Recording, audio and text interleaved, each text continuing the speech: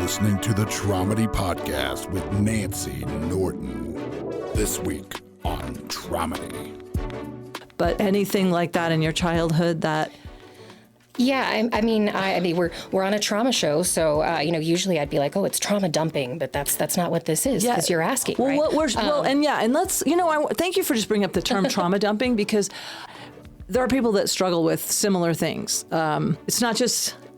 It's not dumping on people. It's like, okay, I'm going to share something, but also how I turn that into empowerment. Well, and I think, too, also into community building, because we are not the only people that have experienced the things that I'm sure that you talk about, right? Yeah. And that so it's not dumping necessarily if it is in purpose of building community and building connections with other people. You're listening to Tromedy, the podcast that helps you take your pain and play with it. I'm Nancy Norton. I am a former nurse, comedian, and keynote speaker about the power of humor, why we need it, how it helps us. Bring the power of humor to your next event with award-winning comedian Nancy Norton. Nancy got out of healthcare for the same reason a lot of people get into it, to save lives. Message Nancy at nancynorton.tv. The Tromedy podcast is sponsored by Crybaby Badass. You have to feel it to heal it. You are a Crybaby Badass luminary. See your light in the mirror. Do you have a trauma? Hey, you listening, do you have a Tromedy story to share? If so, send Nancy a message at nancynorton.tv. This is a very good episode. Every episode is so good. I love my job. I love my calling. This is a calling, as you know. I cannot not do Tromedy because I need it. I created this because I need it. I need these conversations. I hope by listening in, you get a little something from them as well. I really am learning from every guest some coping skills or some inspiration, and always something funny every single time. And this is a mental health podcast, not so much a comedy podcast. Little trigger warning before we get started. This episode deals with sexual assault and abortion and depression and suicide and a whole lot of empowerment around all those subjects. So keep breathing. Know you're not alone. My guest this week is an incredible person. She is a survivor and a thriver and a person of service. She's running for House District 3 in Colorado. Gena Ozols, you're going to love this episode. It's full of insights. It's full of vulnerability. I mean, this is the kind of person you want to represent you, and also somebody who we want in our state to take care of us, because that's what they're doing. Lawmakers are taking care of us to ensure some safeguards so that we have protections under the law and that we have our freedoms. So remember to vote. And that's one of the takeaways from this episode is we really do need to vote. As always, if you want to see me live and in person, do you? I don't know. I think I'm a lot of fun. If you want to find a comedy show or to connect with me, go to my website, nancynorton.tv. Everything is there. I'm most excited to announce that we're doing a fundraiser. Vinny Montez, who is a guest, he worked with the Boulder County Sheriff's Department here in Boulder, and we had our neighbor city, Nederland, had a tragic fire recently, and we're putting together a fundraiser. All the proceeds go to a big fund up there for Nederland to use as they see fit, and it's going to be 3 headliners in one show. It's my buddy John Novosad, who is an amazing comedian from here in Boulder, but we're all headliners at Comedy Works in Denver. It's Vinny Montez, Nancy Norton, that's me, and John Novosad. That's on the 28th at the Dairy Arts Center in Boulder. Come out. It's a good cause. It's going to be a lot of fun. It just feel good to get together and do something good for our community. Trauma plus comedy equals Tromedy. Tromedy is not a replacement for trauma therapy, but it may help you get by between sessions.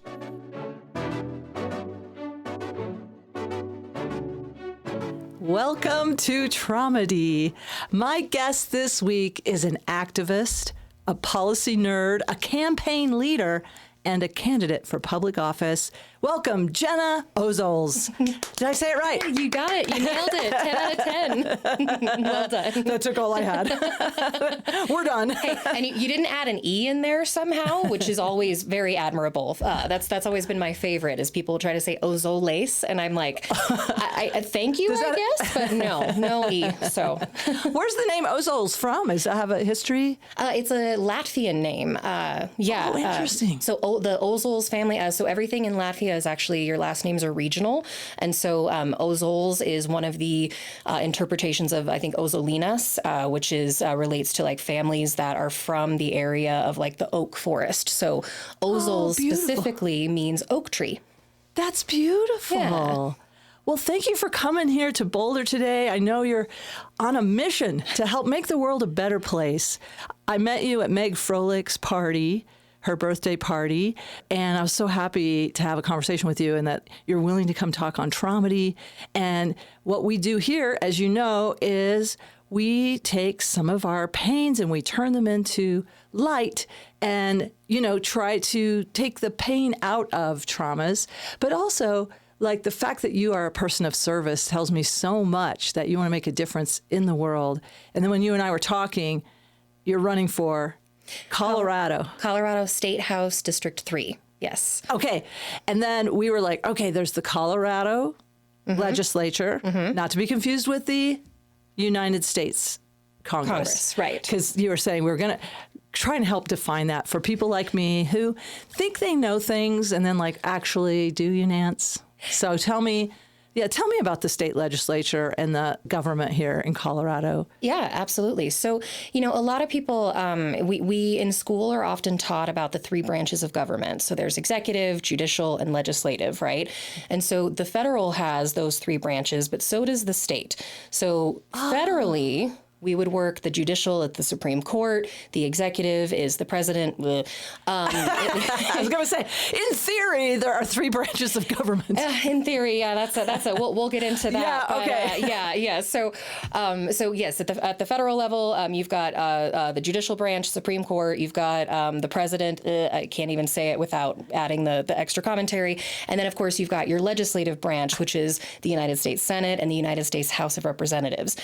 Gets a little confusing because we call people from the United States House of Representatives Congress people, and then we refer to the U.S. Senate and House as Congress, which is just like purposefully confusing, it feels like. Yeah. Because those are separate, but I don't know. Are they equal?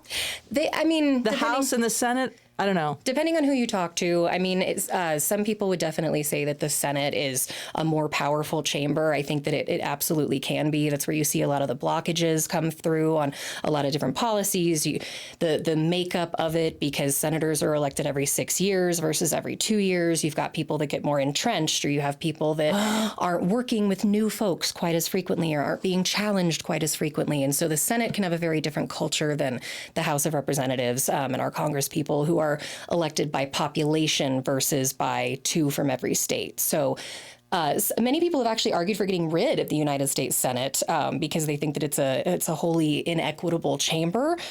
Because just even in my limited knowledge, it feels like, what does Wyoming have? How many senators does Wyoming have? Two. And how many does Colorado have? 2. What? Yeah. Yeah. But at the same time, Texas and California, who have way more of a population than Wyoming, they also only get 2.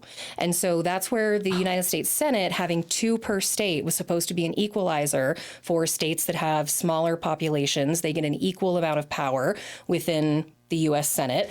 And then Congress, the House of Representatives, is supposed to balance that out because those are apportioned by our population. And so Texas has way more Congress people than Wyoming has because they have a larger population. That's how Colorado just got an 8th congressional district in redistricting a few years ago, because our population has grown, whereas other states lost congressional representation because their populations gotten smaller. So, and what do we think? Do we think medical marijuana for that, or when marijuana became legal, that we got a bunch of new? And do you think that? That just wasn't on my list at all to talk to you about. But I was thinking back when there was an influx of folks coming in because marijuana was legal first here, wasn't it? Mm-hmm. And I'm thinking, oh, did that shift us from purple to blue? Or I don't know. Was it marijuana that shifted us, or was it the mushrooms? I don't know. I mean, neither, none of the above. I mean, I personally am of the school that marijuana absolutely had a huge influence on the influx of population that Colorado had. I would also say that there's quality of life standards. There's also our aerospace and engineering economies grew and drastically expanded as well over the 2010s, and green energy expanded. And so there were a lot of reasons for the influx of population, but I would definitely agree with you, Nancy, that it was legalization of marijuana that brought a lot of them in. I just remember when the traffic got a little more difficult on I-25, and I'm like, this is also because of marijuana. Well, maybe also people drive slower on marijuana. My friend George McClure has a joke about driving on marijuana, and he gets pulled over for going too slow. And he goes, and you were weaving. He goes, I know I wasn't weaving because I was using the curb as a guide. I don't know. I'm probably botching his joke. But anyway, back to... Oh, well, I mean, my favorite, though, is that you're more likely when you're driving on marijuana to stop at a stoplight and wait for it to turn green. So a stop sign? A stop sign, yes. You stop at a stop sign and you're waiting for it to turn green. Yeah, see, I messed up the joke, too. My God, am I on marijuana right now? Okay. I don't know. But I don't care. It's Boulder. It's fine. We're all fine with it here. There's probably a contact hide right when you come down the turnpike. Probably, yeah. I might be the one bringing it. I don't know. You're not going to be like, I never inhaled. Oh, never. No, never. No. Can you believe going back to Clinton Anyway, I don't know. We don't want to get too sidetracked with presidents, but it's like, I still can't get over like the things that they were upset about with President Clinton versus, and we're not going to go into any details. We already know. Yeah. It's just, okay. Okay. Yes. Let's do a parasympathetic nervous system reset. Trigger warning. You talk about a trigger warning. Oh, yeah. Where did I cut you off? Let's go back. So we talked about the federal. That's how the federal works. And what a lot of people don't necessarily realize is that the state has the exact same infrastructure built within the state. So our executive branch is the governor instead, and then we have a state senate and a state house. What I am running for is the Colorado State House. So much like a congressperson in D.C. would work with the president on setting a budget or writing laws or making policies, the role that I am running for would be to represent the cities of Inglewood, Sheridan, Cherry Hills, and a small portion of Denver in the state of Colorado, work with the governor on setting the state budget, state policies, and other types of laws. And thank you for being willing to be of service, because, I mean, I can't imagine all that you take on when you do that. And you said you were of service as early as what, 19? You said you started working in... is it politics, lawmaking? How do you like to phrase it? I mean, I think politics is kind of the catch-all term. See, this was the date. No, sorry about that. Yeah, you talk with your hands. I do. Maybe I need to get a new rig where it comes down like during a boxing match or something. I was going to say, and then you got people like all ready to go. But yeah, I think politics is probably the best umbrella term for it. But okay. I've worked in both, campaigning. I've worked in community organizing. I've worked in policy and lawmaking specifically. But a lot of things work underneath that. And I actually, I've been telling people I ran my first campaign when I was 19, but that's actually not true. I was 18 when I ran my first campaign, which was for an Aurora City Council candidate named Pam Bennett, who was the first openly transgender candidate to ever run in the city of Aurora. Wow, I got little goosebumps. Yeah, Pam was amazing. Hi, Pam. She and we actually, of the 5 candidates running for 2 seats that year, we came in third, but we came in third by 197 votes. Oh, such a close race. Yes, and for 2007, to have a openly transgender Democrat running in the city of Aurora and coming that close. It was huge. And it really was one of those moments in my life where I'd struggled with a lot of different things in school, and I'd struggled with a lot of different just aspects of not really understanding why do I have to do this work? Why is this the important thing I need to do? And then I came to campaigning and I came to politics, and that race in particular, I saw, wait a minute, I get how the numbers can help people. I get how we can actually make a change. Yeah. This is something where I can see exactly how the work that I'm doing day to day can lead to better futures for other people. And I was just hooked. I was hooked on campaigning ever since then. And I saw it as a way that I could actually do some good. If we had just talked to 200 more voters that we could have, brought in, we would have gotten, a very awful Republican off of that city council a lot faster. And, so I just, from there on, I started working for progressive candidates, progressive causes, and I've been a part of some really amazing pieces of legislation, some really wonderful campaigns, and I've helped elect a lot of people who have made a lot of positive change for this state, which I'm extremely proud of. But it all started with 18 years old, and I finally figured out, oh my gosh, this is how I can do the most good. Here it is. Yeah, you needed to have a purpose. You needed to make an impact. Wow, to get that at such a young age, that's pretty impressive, I have to tell you. How did you grow up so fast? Was there something, did you just come into this world with, I don't know, more adulting than most of us? Like I'm 65 and I feel about 14 emotionally. Really, I don't take on a lot of real responsibility. I used to work as a nurse, and now I look back at that going, oh my gosh, if I had known all the responsibility I was taking on at such a young age, But what brought you to doing things like that so early? Was there? I was always that kid everybody referred to as an old soul, which I feel is a little bit being like, wow, kid, you're only 8 and you've already lost all of your serotonin production. Like that's sad. Were you depressed? I was, I was often a sad kid for sure. I think I often just felt out of control. I felt I was very aware of the fact that because I was a child, I did not have a huge say in my life and in the decisions that were made about my life. And so feeling powerlessness, like one of the things with trauma we talk about is one of the things that triggers us is a sense of powerlessness, no agency in your life. And I don't know if you're comfortable sharing things from your childhood or not, but, I think kids that go through a lot of stress, I did some psychedelic trauma therapy and realized some things that happened to me during infancy that were terrifying. Whether that's real or imagined, I don't know, but I'm just telling you, man, it changed me. I know that. There's some part of me that had like near-death experiences that strengthened me in a weird way, but also I have some complex PTSD. But anything like that in your childhood that... Yeah, I mean, we're on a trauma show, so usually I'd be like, oh, it's trauma dumping, but that's not what this is because you're asking, well, right? And let's, thank you for just bringing up the term trauma dumping because there are people that struggle with similar things. It's not dumping on people. It's like, okay, I'm going to share something, but also how I turn that into empowerment.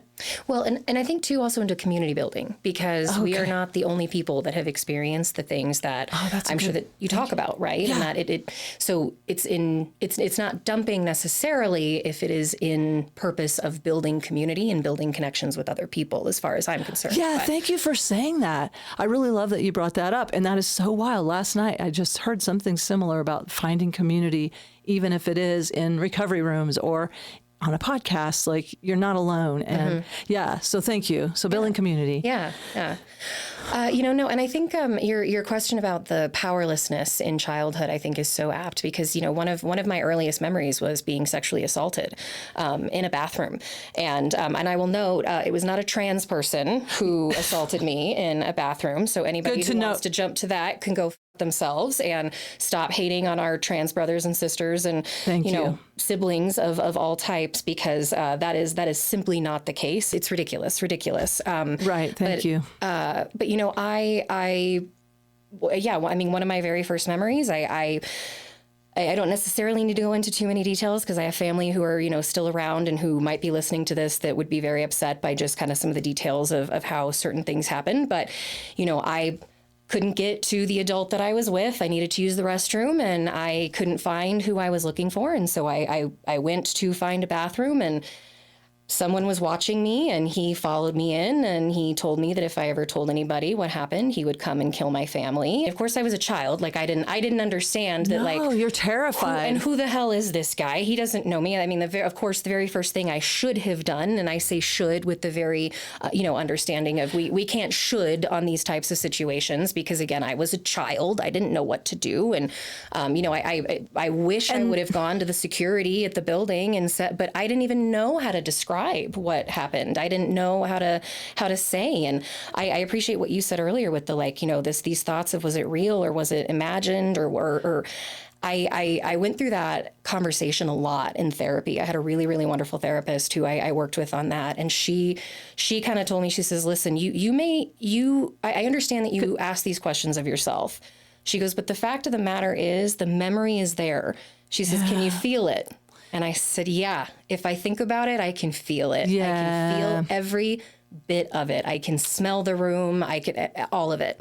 And so she's like, that in of itself is real. And you know that is real. And so that trauma is living with you. And I remember going home and I had dreams about snakes outside of my windows for years. And I would cry because I would wake up and I would think that there was a snake outside of my bedroom window. And yes, psychologically now I know exactly what I was dreaming of and what that was. But so I think that feeling of powerlessness was there. It was ingrained very, very early in me. And I think that's why I've always had such a justice outlook on giving people bodily autonomy and the ability to make decisions for themselves and control their own bodies. Because thank you. Foundational life experience for me was knowing what it was to not be able to say no or control my own body. Oh my gosh. Thank you so much, Jenna, for sharing this. And also you just gave me a gift of affirmation or confirmation or, the reason I say real or imagine, I imagine one of my siblings listening to this going, Mom never did that to you.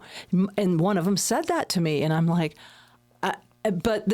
honestly, everything makes sense. Yeah, let's have a sip of tea and water. This is enough. But seriously, it's another way to do a parasympathetic nervous system reset. We're reclaiming our power. And we are safe and we are okay and we are telling the truth. And that feels good. Telling the truth and letting people know they're not alone. Yeah. And even with the doubts, and here's the piece I wanted to tell you. You just gave me an insight because I had recurring nightmares of drowning. What came to me during psychedelic therapy was that. And so it's an infant memory of being suffocated intermittently. And it was during psilocybin therapy. And I do believe that is almost like a spiritual experience. I was my mom and I was me at the same time. And I kept saying, she's not in her right mind. She's not in her right mind. And I do think she had postpartum psychosis. And I don't think she may have vague memories of it. I have a sense that she has. I always had this funny feeling like, there was just this shame thing. I don't know. But anyway, the point is I kept having these recurring dreams about drowning, about sinking in quicksand, all these kinds of things where I couldn't breathe. And everything makes sense after doing that therapy. Now my life, like needing a microphone, needing to feel heard, needing somebody to know, like, I'm here, I don't know. And then for you to turn this into body autonomy. And this is so important to you. I have been so proud of, and I'm imagining you must have been involved with the legislature that gave women reproductive freedom rights into perpetuity in Colorado. Were you part of that campaign or that bill? I was part of that campaign and that work for literally 10 years. Wow. Thank you. I want to hit is this the applause button? Oh. No. I don't know my own thing. Nope. It's definitely not the womp womp. There we go. I'll edit that out. Or not. Or maybe not. It's maybe Tromedy. Not. I mean, the womp womp, I do feel could be used very, very purposefully. Well, for the other side, right?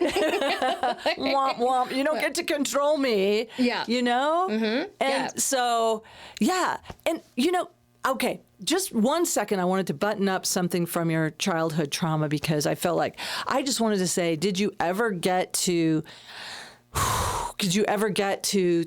to say to that person, or did you even know who that person was? So I was actually, statistically, most of the time when that stuff happens to kids, it happens from someone that they know who's in their personal network. And I am the outlier statistic. We were on a trip. We were traveling, and it was just a random person. Because you had to go to a bathroom far from your family or something. Yep. Okay.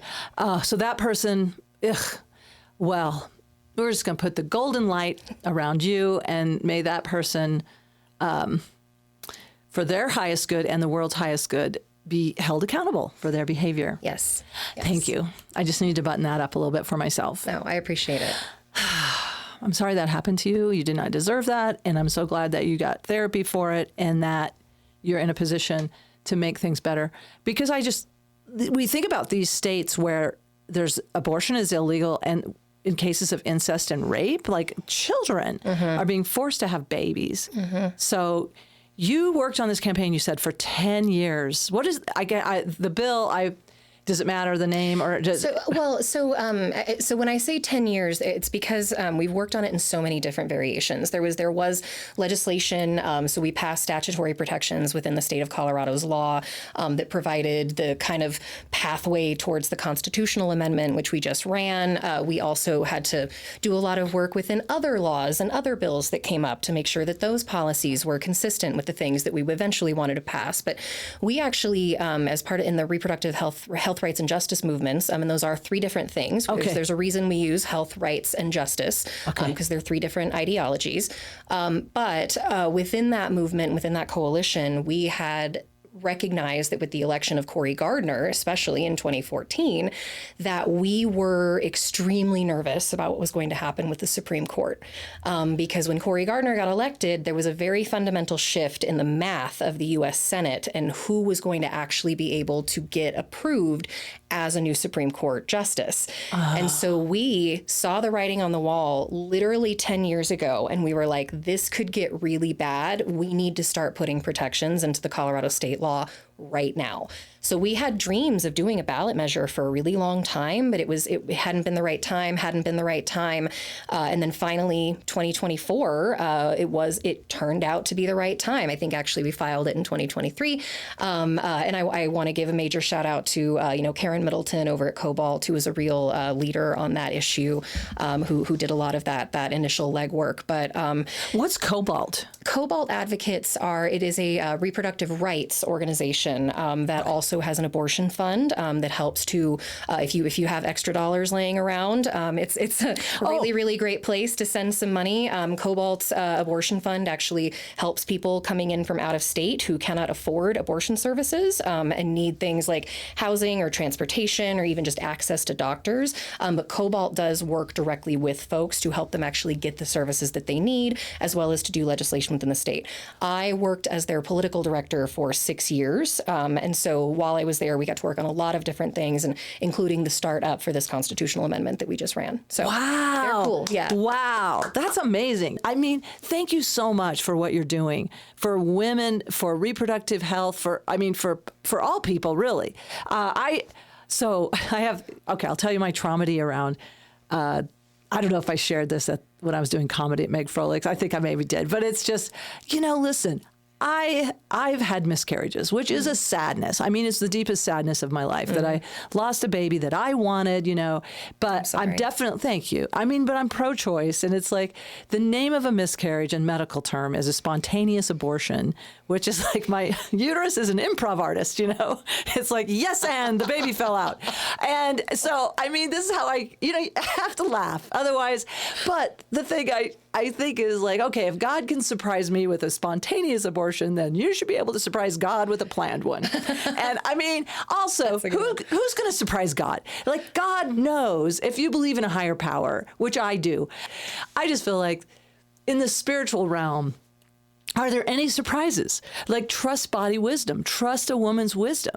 If this is not the time, and if this is not the place, this is not, we do not want more unwanted children in the world. This is not a good feeling. Trust me, I've been there. Well, and ultimately, it's about knowing. I think that there's a huge component of ego to anti-choice, perspectives, because a lot of, as you just said, like, it's about trusting that woman's knowledge and trusting. I cannot imagine having a level of ego saying to another human, I know what's better for you than you do. Yes. Like, I cannot imagine that. And to me, a lot of anti-abortion and anti-choice ideology really boils down to people who believe that they know better than this particular pregnant person.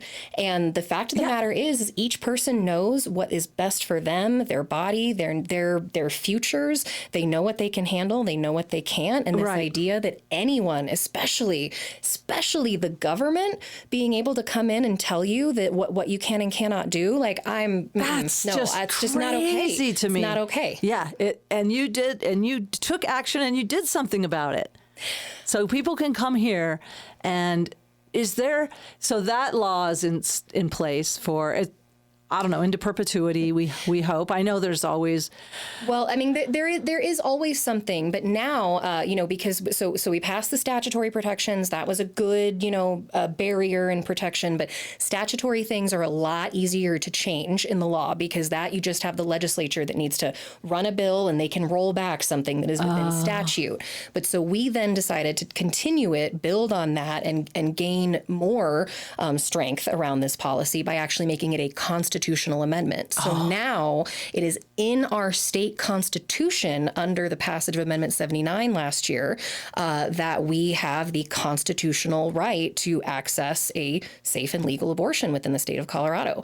And so it was a long time coming. It was extremely important. And, one of the big reasons that I've decided to run now is because, especially with everything happening with the feds and with Trump doing the things that he's doing, and unfortunately, with everyone being let down sometimes by a lot of our leaders that are out there who are not necessarily staying in lockstep, or who are not fighting him in the way that I think a lot of us want to see them fighting him, we need to be able to look down that runway and see what is coming, and see how do we plan to protect Colorado's mail-in ballots, which he has gone after. How do we protect our elected officials who, he is causing stochastic terrorism to come at, like Melissa Hortman, who was just killed a few months ago. How do we, there's so many things that we need to be thinking about on how to protect Colorado.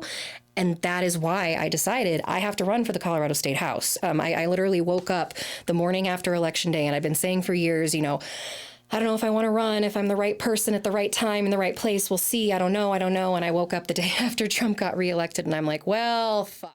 I got to do this, don't I? Because I cannot give up 15 some odd years of, connections and building community to just hand over, we need these you. Decisions to we people. We need you, Gena. Thank you for stepping up. And I know you are compelled. You know what I mean? You're compelled to do it. Like you cannot not do it. Like, it is a calling. It feels weird to say, but yes, I do. I very much feel compelled to do it. It was also one of those things. A lot of big decisions in my life, I end up going back to this question of 3 to 5 years from now, if I look back on this decision, am I going to be okay with it? And that was one of the things I realized, is that, I cannot, in good conscience, think about looking back at the decision I made to run 3-5 years from now, or, if someone else got elected, and seeing the choices that they make, or how they operate within the building, or who they choose to ally themselves with. I would never be able to forgive myself if I knew I didn't go for it and I didn't try. It's one thing if I try and I lose, well, I tried. You did. I know you did all you could do. I did what I can do. And as long as I know I did what I can do, I can put my head on the pillow at night and I can sleep. Yeah. But if I know that I didn't, and I didn't try, and I didn't give it my all, then I might never sleep again. And I like my sleep way too much, Nancy. So. It's all about your sleep. Yeah, pretty much. Well, I got to tell you, I had this epiphany when I was about 28 years old. I was helping people through the dying process as a hospice nurse. Oh. And I mean, it wasn't called hospice at the time. I was doing home care, but I was just the occasional patient. It was during the AIDS epidemic. There were young men that were dying. I was living in Hawaii at the time, and we had a really good Medicaid program. And also people had been ostracized by their family for being gay. So they came to paradise to die in paradise. And oh my gosh, I'm just saying you get this thing, like I was 28 and it hit me, I'm going to die. I am going to die. And I talked with different people, and some were at peace. And I'm like, how are you at peace? And they're like, well, I live my dream, you know?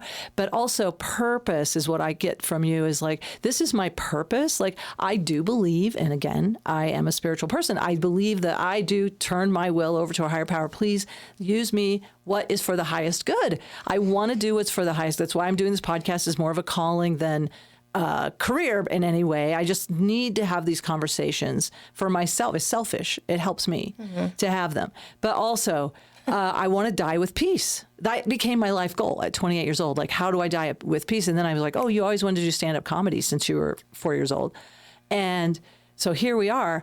And so I'm thinking, not only do you want to sleep well at night, but eternally, like if you believe in an eternal, or like at the end of your life, do you want to look back and go, did I do what I was born to do? Did I do what my calling was? I don't know. Maybe this is getting too Boulder for you. You're like, I'm a little uncomfortable, but I mean, I'm just still trying to get over a hospice nurse calling themselves selfish. I'm still working on that one. But well, you know, at the time, I just was doing. I was kind of. I'm a fifth generation nurse, you know, and before that we were called witches, I always say. But I do think I was put on the earth to help heal. But I now know I'm healing with humor now, and I'm trying to raise the frequency by helping people take, you know, this is what this is all about, integrating. So much of it is integration, isn't it? Like, not denouncing our shadow self or not denying our traumas, but learning how to integrate it and, you know, move it into this higher frequency and use those. There are gifts. I have a book over here called Post-Traumatic Growth, and I do believe in it. I do believe that not everyone gets a post-traumatic gifts or takes the advantage of them or has the opportunity or has the support with them. But people that do, are my friends. I vibe with. So thank you for honoring that. And also, you know, you're sitting in my grandmother's chair. This was, again, my favorite grandmother who went through all these traumas. And I just got in touch with a cousin who's, longer story, but anyway, a cousin I didn't know. And what this cousin just told me was that her mother was pregnant with a seventh child, and they were hungry and they had no money, and she died from a botched abortion, is what my cousin told me. So my grandmother lost her mother from a botched abortion, is what my cousin told me, that I'd never heard that story, why she grew up and she had to be the mom, you know, she had to take care of all these boys. She was the only girl. And she told me I did not like that I had to do all the cooking, all the cleaning. But anyway. I mean, I think I appreciate you sharing that about your great. It would be your great grandmother then. Yeah, my great grandmother died from a botched abortion. I mean, and the thing is that a lot of people don't really realize about abortion care and about abortion services is that, you know, there's this what's the stereotype of it's the high school cheerleader, or it's irresponsible kids or whatever doing it, and like, you should live with the consequences of which, first of all, how dare you treat a, you know, potential life as a punishment for someone else? That is sickening and disgusting on many, many different levels. But on top of that, like, this stereotype of who actually, you know, gets abortion services, which, first of all, the high school cheerleader who wants one should be able to get one too, without shame and without coercion. But it's actually usually women like your great grandmother who are already mothers, people who already have kids, and they know what it takes to raise that child. They know how expensive it is, the time commitment that it takes. It is more often than not, it is women who already have kids that are the ones that are actually accessing abortion services. And so this concept of the stereotype of is first of all degrading and demoralizing and dismissive and inaccurate, but it is also completely and totally missing who your average abortion patient really is. Yes. And not to even mention, I told you I had miscarriages and I had to have a D&C for, you know, to clear the remains. And like, you can't even do that. You can't even do that. Anyway, wow, we know it's necessary. And thank you for that. I mean, obviously it's not an issue for old Nance. I am so far past menopause. I'm back to pre-puberty, but it is an issue for so many people. And it could be an issue for me if it was a loved one who can't have a legal abortion, who got into a situation like my great grandmother. Well, and you still, I mean, and you, I'm assuming that, you still have a lot of parts that you might have originally had, even if you are not able to get pregnant now, that are directly impacted by access to overall reproductive health care, which a lot of people don't realize that attacks on abortion are honestly oftentimes hiding other types of attacks on women's health care as well. I didn't know that. Tell me. It can attacks on abortion are often so politicized that they can loop in things like cutting out access to hormonal therapies or to IVF, or to place additional restrictions on doctors or hospitals to make it harder to provide any type of service to someone who has a uterus. Wow. It is incredibly insidious how that politicization of abortion has allowed conservatives to really come after so many different aspects of healthcare. And something I wanted to mention as well is, like, you were sharing, you said you had a D&C procedure. Right. There's this creator, this TikTok creator that I absolutely love. Like, it's my guilty pleasure. Her name is Shauna the Mom. She does these ridiculous skits of her playing like 20 different characters, and you totally buy into, like, this is the McAllister family, but it's all just like this one white lady who's just delightful. But she did this story recently where the main character of her web series loses the pregnancy fairly late in gestation. And it's a really devastating story. And they talk about in the skit how they are going to induce labor. And the first thing I thought of was, I was like, oh my God, I love this woman even more than I already did. She's now not a guilty pleasure. She's just a total pleasure, because she's willing to do this. Because a lot of people don't realize that's also an abortion. Abortion simply means the intentional ending of a pregnancy. That is what it means. That's why a spontaneous abortion is a different word. You have to use the word spontaneous abortion because abortion means the intentional ending of a pregnancy.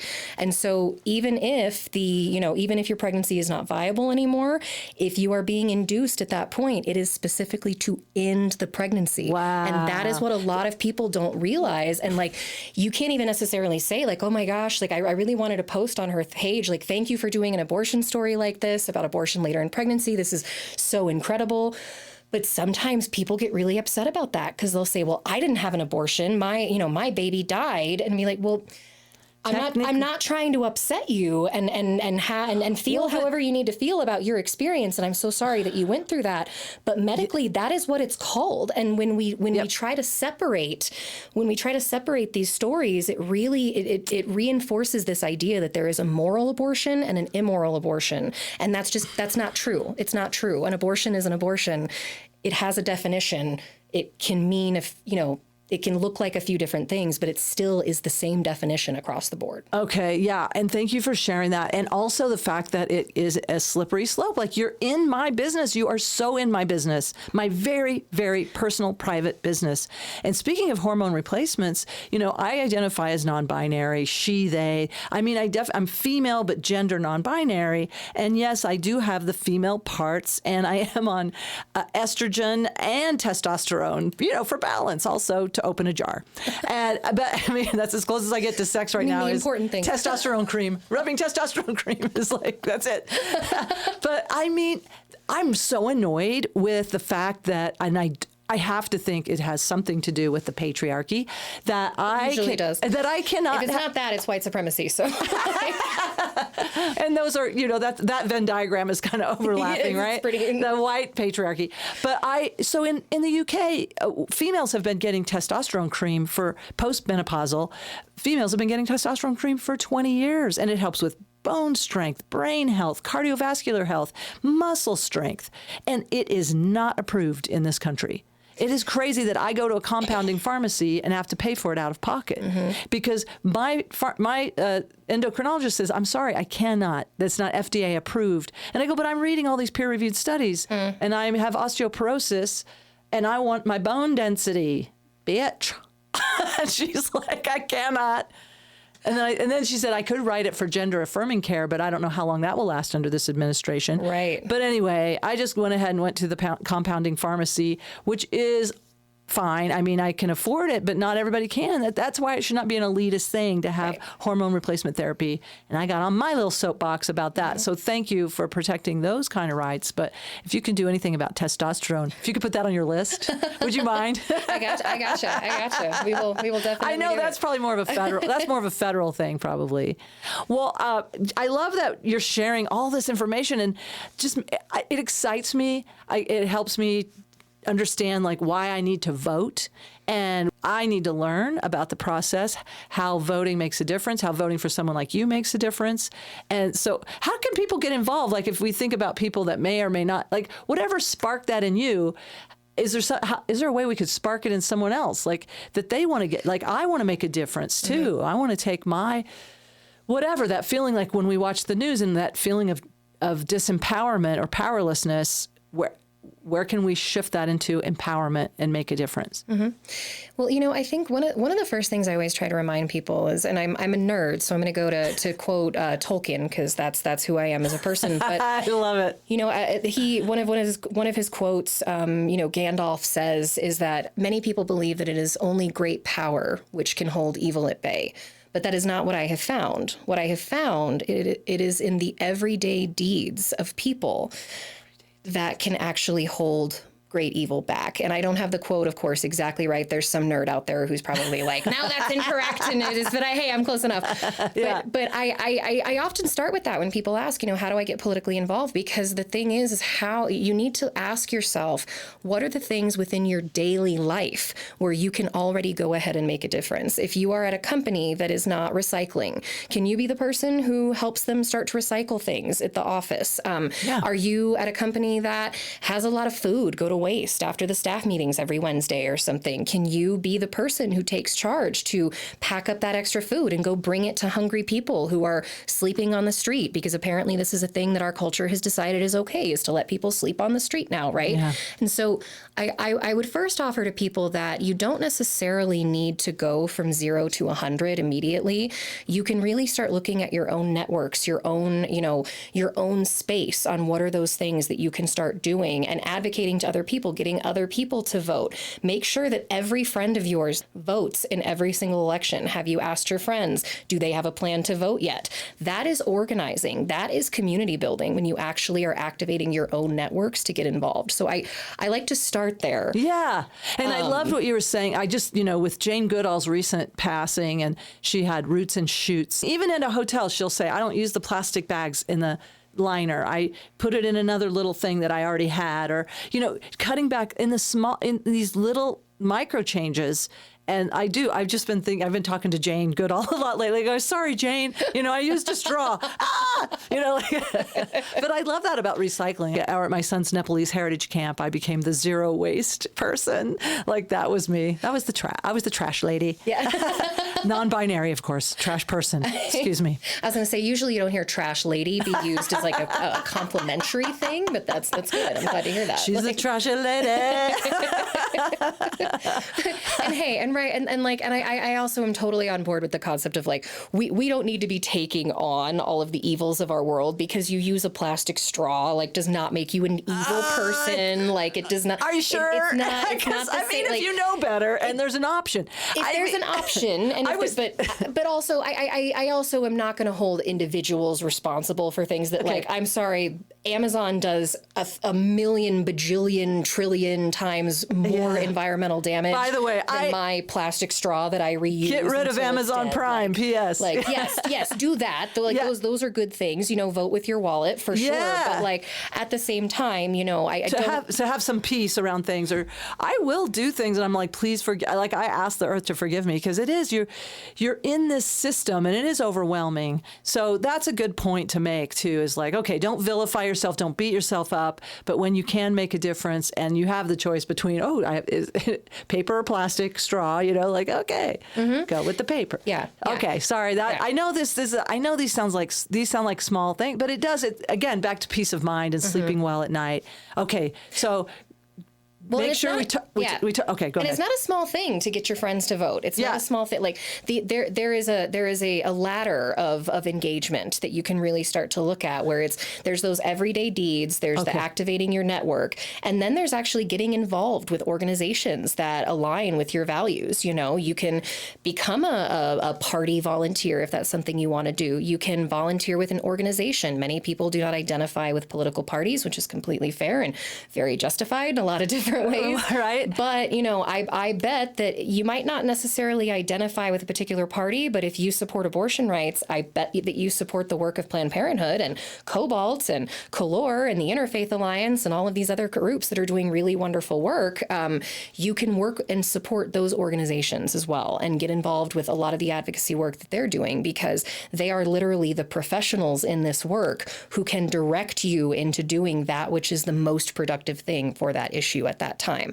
So number one, do things within your own community, build community within your friends, make sure that your friends vote, make sure that your friends are educated, and then take it to that next level by finding that group that you agree with and become part of it and help them and actively take part in the things that they offer for engagement. And you are going to start learning so much about how to then even grow your advocacy larger than that. You know, and I have this sense too, it'll lower my anxiety to do this, because I think I've been doom scrolling a lot just because of the anxiety and, you know, it's inertia, you know, and I'm really worried about how much time that my phone is sucking. But I do know it has to do with either trauma or anxiety, that if I would go and do action instead, I think I would have more peace and less anxiety. Even like you said, can't attach always to the outcome. But I mean, that's really great when there is a positive outcome. But there certainly won't be one if you don't give it a whirl. Absolutely. So yeah, have that good sense. It's going to bring more peace to put that into action, to put your passion into action. Well, I mean, it's kind of like we were talking about earlier. You know, if you can look back and say, I did what I could do. I impacted, you know, again and again, another reason why I decided to run for office is I can't necessarily directly impact what is happening in Washington, D.C., but I happen to be in this wildly privileged position, and not privileged. I mean, I've worked my ass off for it, but my metaphorical ass. But, you know, I've gotten to this position, and it's not that I can necessarily impact things in D.C., but I know I can impact things here. And I know I can look back and say I did what I could do. And I think that that's one of those big things, that if you get involved with an organization, you know that you're out there volunteering, you're going to their lobby days, you're writing to your senators, you're, you know, helping local candidates, you know, who you agree with. If you want more progressive candidates coming out of, you know, the Democratic Party, go support those progressive candidates. Yes. Go help them. People go that knock on don't doors jump for them. over the line like this last round of whatever just happened with this shutdown. I don't know. Very good. Yeah, go put your money where your mouth is. Go help people that you agree with who are already doing this work. I think we see a lot of different people who, you know, they after every election there's some new group that shows up and they're going to organize everybody and they're going to be the new thing, and that's really great. That's really, really wonderful. Don't get me wrong, but oftentimes it's like and every election it happens for a good 2 or 3 months afterward. It's like, which new organizations are going to come out, and where then should we kind of move them into of like, it's awesome that you want to be doing this. You know who else is doing this and has been doing this for 20 years? Right. These folks over here. So why don't we all work together? You don't have to reinvent the wheel. You don't have to reinvent the wheel. You want to help on abortion rights? Call and volunteer for Planned Parenthood. You want to help with LGBTQ protections? Call and volunteer with One Colorado. You want to help protect immigrants? AFSC, CIRC, like amazing organizations that you can go and help right now who need you there. Thank you for sharing that. Yep. So CIRC, okay. And then for you, how do we get involved if we want to help your campaign? Your election is coming up, what, 2026? 2026, yeah. And so you've got a year before. It's in November of 2026? So yes, technically, though, so my seat is what is referred to as a blue district, which means that it is most likely that a Democrat will win in the general election in the fall. Okay. So when you're in a blue district, your race is really more the primary, which actually happens in June, but starts as early as petition signatures in January and the caucus process, which starts in March. So while yes, I am not actually up. Like, I have to first make the ballot, and my process for making the ballot starts in less than 2 months. Really? Okay, so how do people reach you? What is is it a website or Instagram or what? Yeah. So my website is Ozols for HD3.com. Ozols, OZOLS, and the actual word for HD3.com, where you can sign up to volunteer. You can donate. These races can be extremely expensive. I think that one of the biggest Democratic primaries that we had in the state last year, there was literally $500,000 spent on this Democratic primary. I'm really hoping that does not happen to my district, and that we can keep that from happening and have our money go to much more productive places. But volunteering on my website, helping support with your dollars, following my social media pages, Ozols for HD3 is my Instagram handle. I'm not so great with TikTok. I have a TikTok, but it's just me watching stuff. I just watch things. I'm a lurker on TikTok, but my social media pages on Facebook and Instagram, where I post a lot of updates on kind of how you can get involved. So, gosh, this is so much work that you're doing to be of service. What are some other things that sparked your calling to be of service and want to make a difference? Well, I think I've always had that kind of justice aspect in my head, where I have always hated things that are unfair. And so I've always looked at kind of, women's lives as this is patriarchy makes these lives so just basically unfair at times. And it has always made me so angry. But, I think one of the big things for me was when I was about 11 years old, my parents divorced. And, we moved from a house with everybody there, and, very nice. I had a very, very nice childhood. But when they divorced, my mom and I moved into an apartment off of Parker and Arapahoe. And all of a sudden we had gone from, that situation into like, no, you cannot join the knitting club because the $10 for materials to buy in is just untenable, and we cannot do that. And so I still joined knitting club. I just did it with mechanical pencils that I broke the arms off of, but you figure things out. Wow. But so I saw how her life changed so drastically, and how my mother was just really not prepared to actually kind of run her own life. She got married when she was only 19. She was very young, and, married a man who kind of took care of things. So she went from her parents' house to her husband's house.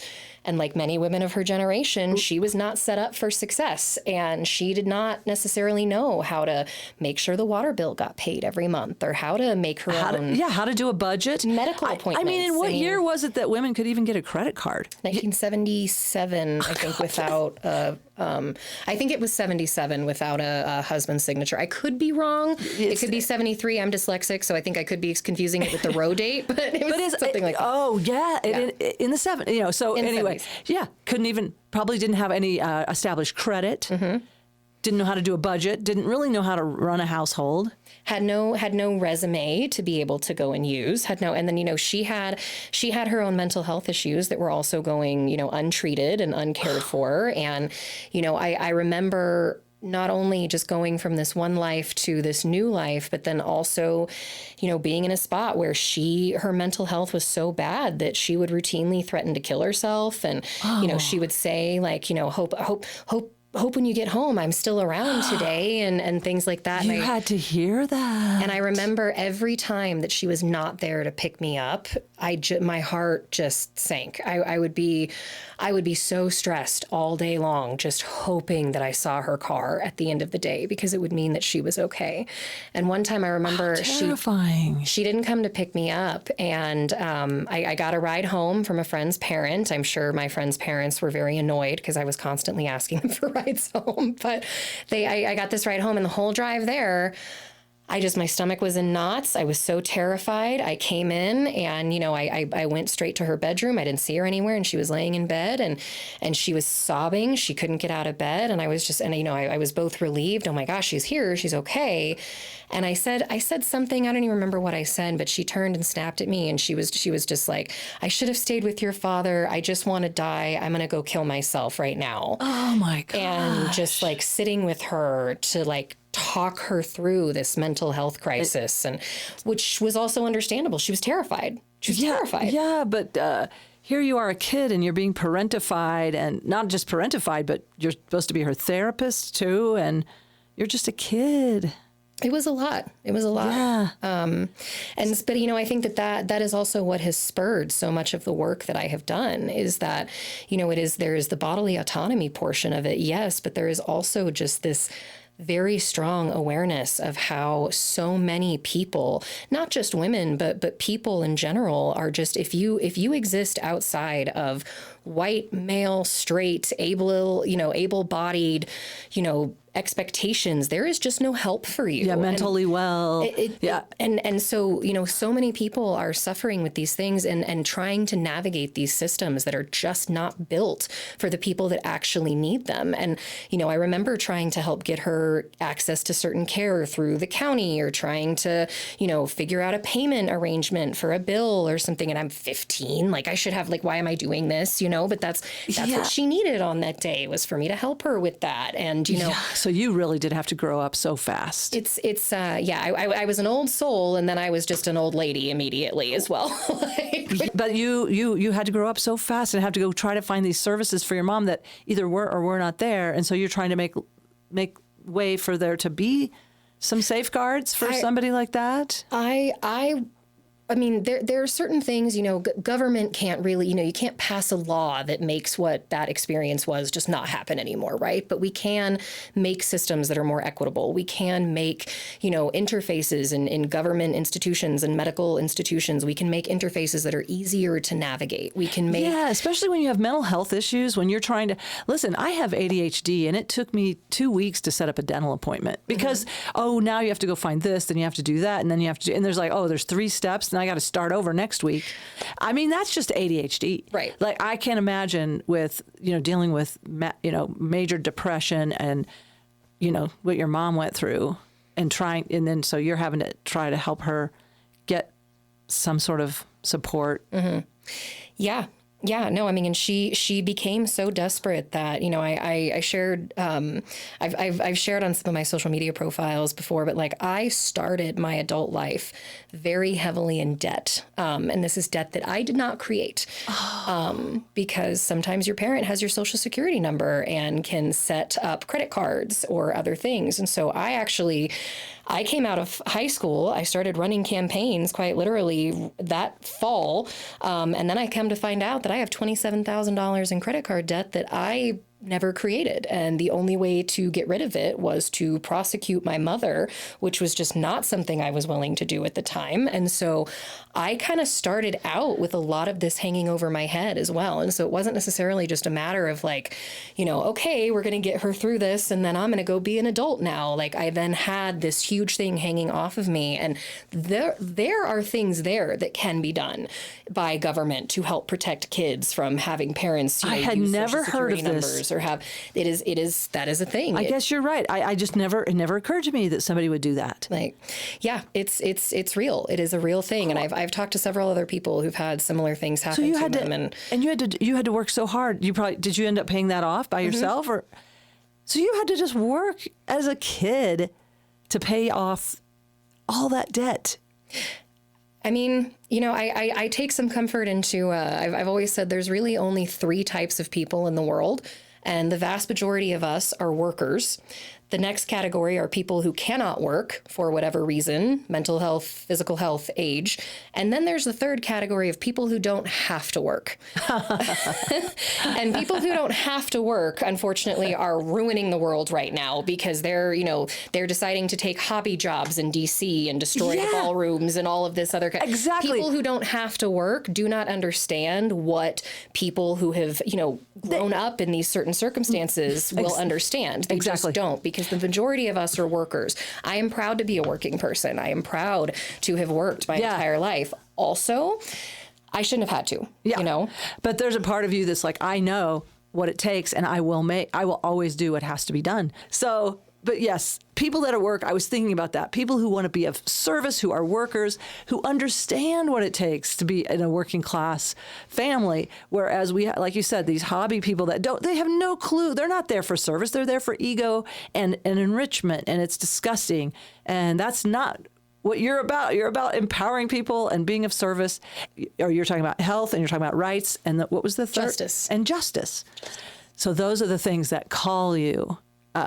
So justice. I've always had that justice lean in me. And yeah, I mean, I think like being able to, there's a reason that we say that the perspective of who you elect is really important. And that is because if we continue to elect people who do not have the perspective of workers, if we continue to elect people who have not gone through those types of experiences, they will continue to legislate in the way that benefits them.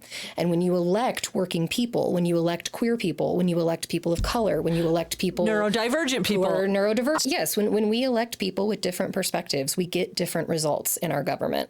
And so, when people say, "Oh my gosh, Congress is all these lawyers," or Congress, or the House has all of these, everybody in there has been a homeowner for over 10 years, or I don't know if that's a true one. I'm just trying to make something up. But like, if everybody has that same perspective, why do we expect them to then do differently than the people we'd previously elected with the same perspective?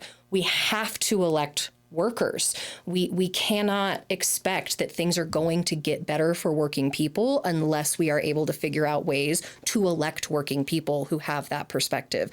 I know what it is to not be able to save money because I am constantly worried about having to move out of my rental. I know what it is. Now, granted, now I am very, very lucky. I was actually able to purchase a home earlier this year, so I'm actually one of those privileged few now. But like, I was a renter in Denver for close to 20 years. I know exactly the dangers that come with that. And if we don't elect people that know what it is to be a renter recently, how do we expect them to actually advocate genuinely for that experience? If we are not electing people who, are queer, who, come from particular neighborhoods, come from particular life experiences, we are never going to actually see those perspectives put into our laws. And that is what we need more of. Thank you. Thank you. Is this the applause button? Yeah.